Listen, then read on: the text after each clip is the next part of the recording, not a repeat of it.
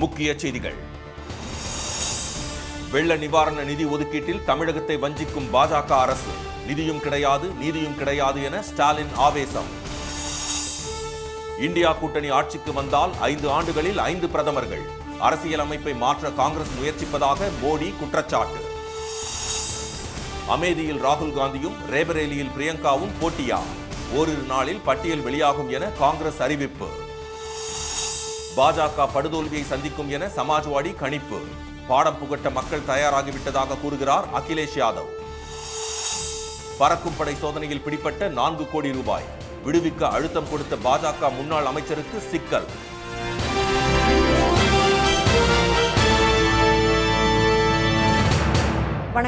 வணக்கம். தமிழகத்துக்கு நிதியும் கிடையாது, நீதியும் கிடையாது என வஞ்சிக்கும் மத்திய பாஜக அரசின் ஒவ்வொரு செயலையும் தமிழக மக்கள் பார்த்துக் கொண்டிருப்பதாக முதலமைச்சர் திரு ஸ்டாலின் சாடியுள்ளார். கடந்த ஆண்டு டிசம்பர் மாதம் சென்னையை உலுக்கிய மிக்ஜாம் புயல் பாதிப்புக்காக 115.49 கோடி ரூபாயும், அதே மாதம் நெல்லை, தூத்துக்குடி மாவட்டங்களில் பெய்த பெருமழை வெள்ள பாதிப்புக்காக 160.61 கோடி ரூபாயும் நிவாரணமாக மொத்தம் 276 கோடியை மத்திய அரசு நேற்று விடுவித்தது. தமிழகத்துக்கு 276 கோடி ரூபாய் விடுவிக்கப்பட்ட அதே நேரம் கடுமையான வறட்சி ஏற்பட்டுள்ளதாக நிவாரணம் கோரிய கர்நாடக அரசுக்கு 3454 கோடி ரூபாய் நிதியை மத்திய அரசு விடுவித்துள்ளது. இது தமிழகத்தில் கொந்தளிப்பை ஏற்படுத்தியுள்ளது. நிதி ஒதுக்கீட்டில் மத்திய அரசு பாரபட்சம் காட்டுவதாக தமிழக அரசியல் கட்சிகள் தொடர் குற்றச்சாட்டுகளை முன்வைத்து வரும் நிலையில் தமிழகத்துக்கு வழங்கப்பட்ட நிதியையும் கர்நாடகாவுக்கு வழங்கப்பட்ட நிதியையும் வைத்து மத்திய அரசு மீது தமிழகத்தில் அதிருப்தி எழுந்துள்ளது. இந்த நிலையில் முதலமைச்சர் திரு ஸ்டாலின் தனது எக்ஸ் பக்கத்தில் வெளியிட்டுள்ள பதிவில் மிக்ஜாம் புயல் மற்றும் வெள்ள பாதிப்புகளுக்கான நிவாரணமாக தமிழகம் கோரியது 37,907 கோடி ரூபாய். பாதிக்கப்பட்ட மக்களுக்கு உடனடி நிவாரணமாகவும் உட்கட்டமைப்புகளை மறுசீரமைக்கவும் தமிழக அரசு மாநில பேரிடர் நிதியில் இருந்து இதுவரை செலவு செய்துள்ளது 2,477 கோடி ரூபாய். ஆனால் மத்திய பாஜக அரசு தற்போது அறிவித்திருப்பதோ வெறும் 276 கோடி ரூபாய். இதுவும் நாம் உச்சநீதிமன்றத்தை நாடிய பிறகே அறிவிக்கப்பட்டுள்ளது என்று சுட்டிக்காட்டியுள்ளார். தமிழகத்துக்கு நிதியும் கிடையாது, நீதியும் கிடையாது என வஞ்சிக்கும் மத்திய பாஜக அரசின் ஒவ்வொரு செயலையும் நம் மக்கள் பார்த்து கொண்டுதான் இருக்கிறார்கள் என்றும் திரு ஸ்டாலின் கூறியுள்ளார். இந்தியா கூட்டணி ஆட்சிக்கு வந்தால் சுழற்சி முறையில் 5 ஆண்டுகளில் 5 பிரதமர்களை பதவியில் அமர்த்த திட்டமிட்டிருப்பதாக பிரதமர் திரு மோடி விமர்சித்துள்ளார். மகாராஷ்டிரா மாநிலம் கோலாப்பூரில் நேற்று நடைபெற்ற பொதுக்கூட்டத்தில் பேசிய அவர், கர்நாடகாவில் 2.5 ஆண்டுகளுக்கு பிறகு முதலமைச்சர் பதவியை சுழற்சி முறையில் மாற்ற காங்கிரஸ் திட்டமிட்டுள்ளதாக கூறினார். சத்தீஸ்கர் மற்றும் ராஜஸ்தானிலும் காங்கிரஸ் இந்த ஏற்பாட்டை செய்திருப்பதாக திரு மோடி கூறினார். நாடாளுமன்ற தேர்தலில் தேசிய ஜனநாயக கூட்டணி 2-0 என்ற கணக்கில் முன்னிலையில் இருப்பதாக தெரிவித்த பிரதமர், எதிர்க்கட்சிகளின் கூட்டணிக்கு 3 இலக்க எண்ணிக்கை கூட கிடைக்காது என்று கூறினார். நாட்டுக்கு எதிரான கொள்கை, வெறுப்பு அரசியல் காரணமாக இந்தியா கூட்டணி பின்னடைவை சந்திக்கும் என்றும் திரு மோடி தெரிவித்தார். जिन लोगों के 3 अंकों में लोकसभा सीट जीतने के लाले पड़े हो, क्या ये इंडिया अलायंस वाले सरकार के दरवाजे तक भी पहुंच सकते हैं क्या?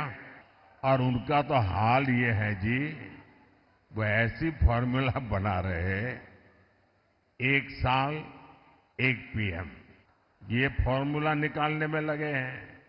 अगर 5 साल मौका मिले तो 5 प्रधानमंत्री. காங்கிரஸ் தலைமையிலான கூட்டணி சமூக நீதியை கொலை செய்ய சபதம் எடுத்திருப்பதாக சாடிய பிரதமர், வாக்கு வங்கி அரசியலுக்காக காங்கிரஸ் மிகவும் தாழ்வாக இறங்கியுள்ளதாக விமர்சித்தார். காங்கிரஸ் கட்சி அரசியல் அமைப்பை மாற்ற முயல்வதாக குற்றம் சாட்டிய திரு மோடி, மத ரீதியிலான இடஒதுக்கீட்டுக்காக தலித்துகள், ஓபிசி இடஒதுக்கீடு பலனை அக்கட்சி திருட முயற்சிப்பதாகவும் கண்டனம் தெரிவித்தார். காங்கிரஸ் கட்சி பரம்பரை சொத்து வரியை அமல்படுத்துவதன் மூலம் மக்களின் பரம்பரை சொத்தை கொள்ளையடிக்க முயற்சிப்பதாகவும் அவர் சாடினார்.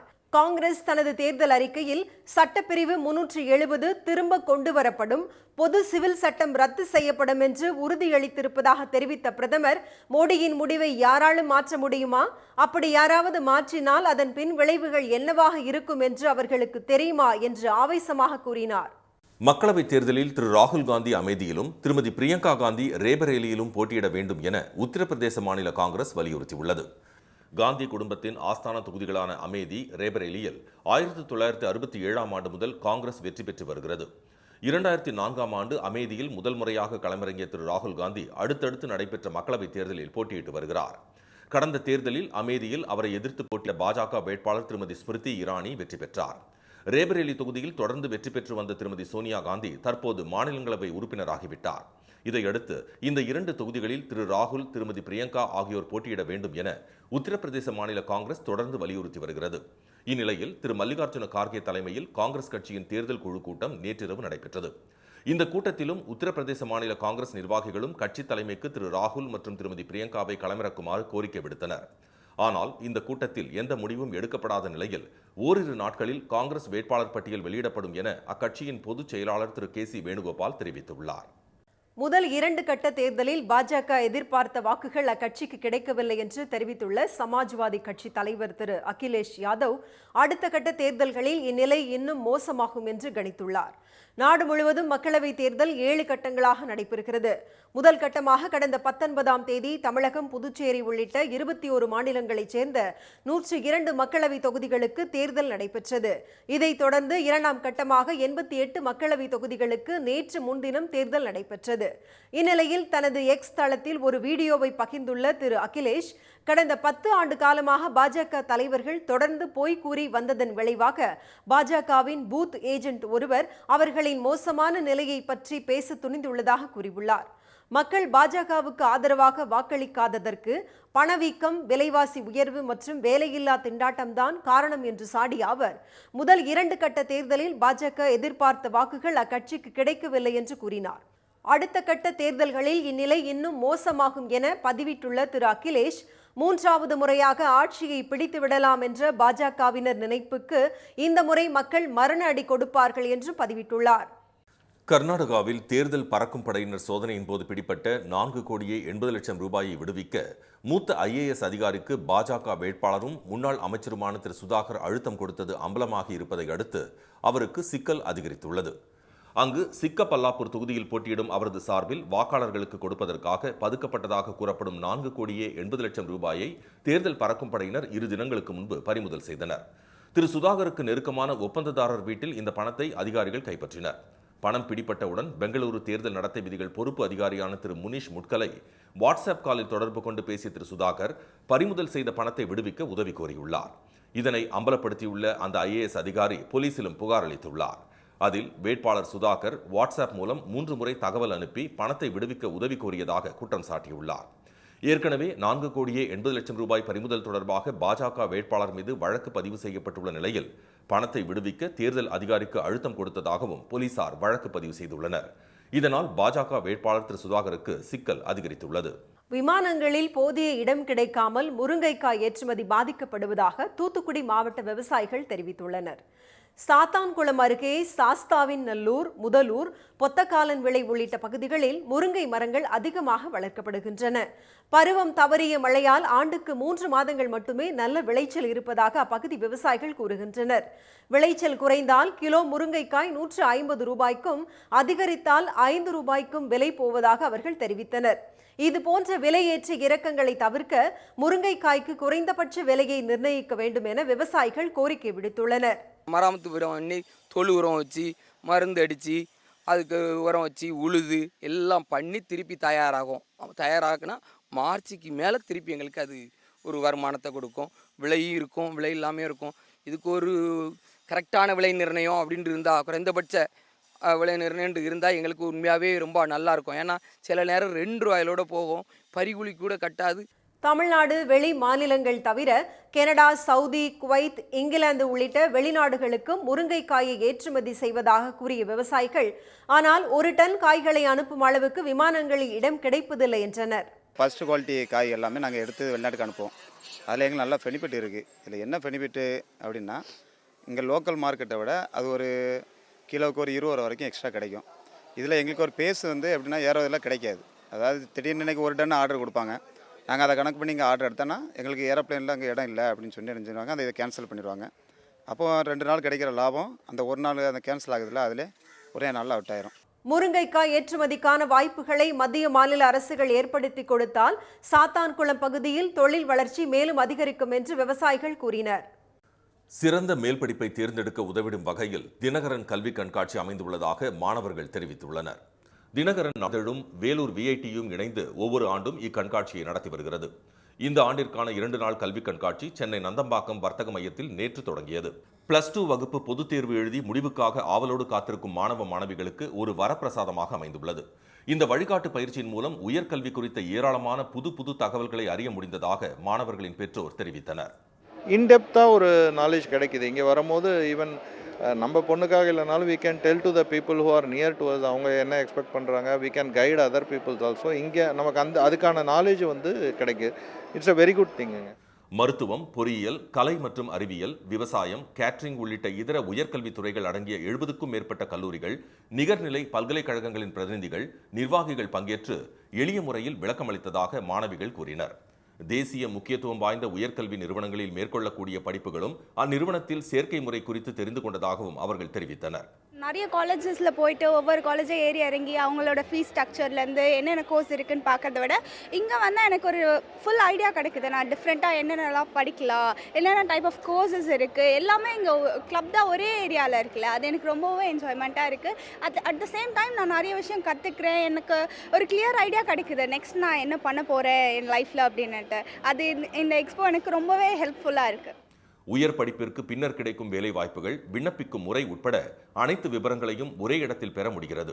இங்கு இடம்பெற்றுள்ள அரங்குகளுக்கு மாணவர்களும் பெற்றோரும் நேரில் சென்று உயர்கல்வி குறித்த அனைத்து சந்தேகங்களையும் தெளிவுபடுத்திக் கொள்ள ஏற்பாடு செய்யப்பட்டுள்ளது.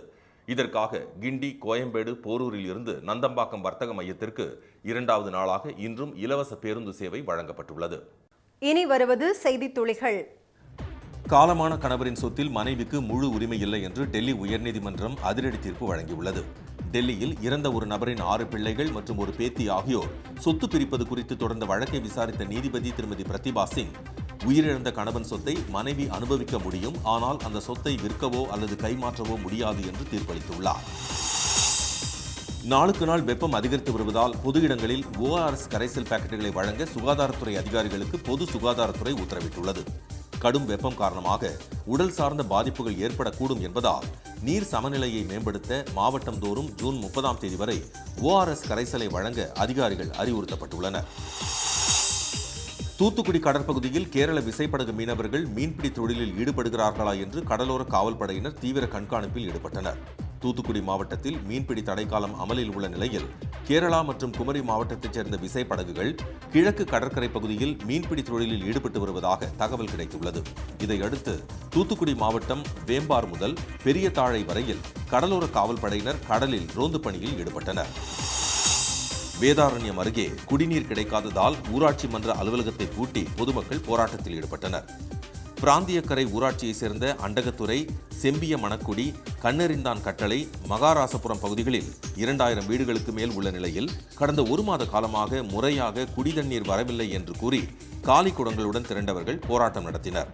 பேச்சுவார்த்தை நடத்திய அதிகாரிகள் குடிதண்ணீர் வழங்குவதாக உறுதியளித்ததை அடுத்து அனைவரும் கலைந்து சென்றனர். செயற்கை நுண்ணறிவு வாய்ஸ் குளோனிங் தொழில்நுட்பம் மூலம் மிகவும் நெருக்கமானவர்கள் போன்று செல்போனில் பேசி பணம் பறிக்கும் மோசடி நடைபெற்று வருவதாக இணைய குற்றப்பிரிவு காவல்துறையினர் எச்சரித்துள்ளனர். பண பரிவர்த்தனையில் ஈடுபடும் முன்பு சம்பந்தப்பட்டவரை தொடர்பு கொண்டு உறுதிப்படுத்திக் கொள்ளுமாறு அவர்கள் அறிவுறுத்தியுள்ளனர். நாடு முழுவதும் அனல் காற்று வீசி வரும் நிலையில் இமாச்சல பிரதேசத்தில் மட்டும் உறைபனி கொட்டி வருகிறது. அந்த மாநிலத்தின் பல்வேறு பகுதிகளில் பனிப்பொழிவு அதிகரித்துள்ளதால் பெரும்பாலான இடங்கள் பனி குவியல்களாக காணப்படுகின்றன. வீடுகள், மரங்கள், சாலைகள் அனைத்தும் பனிப்போர்வை போர்த்தியது போல் ரம்யமாக காட்சியளிக்கின்றன. பனிப்பொழிவு காரணமாக மின்சாரம் மற்றும் குடிநீர் விநியோகம் தடைப்பட்டதால் இயல்பு வாழ்க்கை பாதிக்கப்பட்டுள்ளது. நெல்லை கூந்தங்குளம் பறவைகள் சரணாலயத்தில் போதிய அளவு தண்ணீர் இல்லாததால் வெளிநாட்டு பறவைகள் வெளியேறும் நிலை ஏற்பட்டுள்ளது. மணிமுத்தாறில் இருந்து பாசனத்திற்காக திறக்கப்படும் தண்ணீரில் கூந்தங்குளம் பறவைகள் சரணாலயத்திற்கு தண்ணீர் வழங்க முன்னுரிமை அளிக்கப்படும். ஆனால் இந்த ஆண்டு சரணாலயத்திற்கு மாவட்ட நிர்வாகம் முன்னுரிமை அளிக்காத காரணத்தால் தற்போது அங்கு அடுத்த சில நாட்களுக்கு மட்டும் நீர் இருப்பு உள்ளது. இதன் காரணமாக ஜூலை மாதம் வரை கூந்தங்குளம் சரணாலயத்தில் தங்கி இனப்பெருக்கம் செய்யும் பறவைகள் தண்ணீர் இல்லாத காரணத்தால் வெளியேற தொடங்கியுள்ளன. மீண்டும் முக்கிய செய்திகள். தமிழகத்துக்கு நிதியும் கிடையாது, நீதியும் கிடையாது என வஞ்சிக்கும் மத்திய பாஜக அரசின் ஒவ்வொரு செயலையும் தமிழக மக்கள் பார்த்து கொண்டிருப்பதாக முதலமைச்சர் ஸ்டாலின் கூறியுள்ளார். இந்தியா கூட்டணி ஆட்சிக்கு வந்தால் சுழற்சி முறையில் 5 ஆண்டுகளில் 5 பிரதமர்களை பதவியில் அமர்த்த திட்டமிடப்பட்டிருப்பதாக பிரதமர் மோடி விமர்சித்துள்ளார். மக்களவைத் தேர்தலில் ராகுல் காந்தி அமேதியிலும் பிரியங்கா காந்தி ரேபரேலியிலும் போட்டியிட வேண்டும் என உத்தரப்பிரதேச மாநில காங்கிரஸ் வலியுறுத்தியுள்ளது. இத்துடன் இந்த செய்திகள் நிறைவடைந்தன. மீண்டும் சன் டிவியில் செய்திகள் மாலை 6 மணிக்கு. செய்திகளை உடனுக்குடன் தெரிந்து கொள்ள சன் நியூஸ் தொலைக்காட்சியை பாருங்கள். வணக்கம்.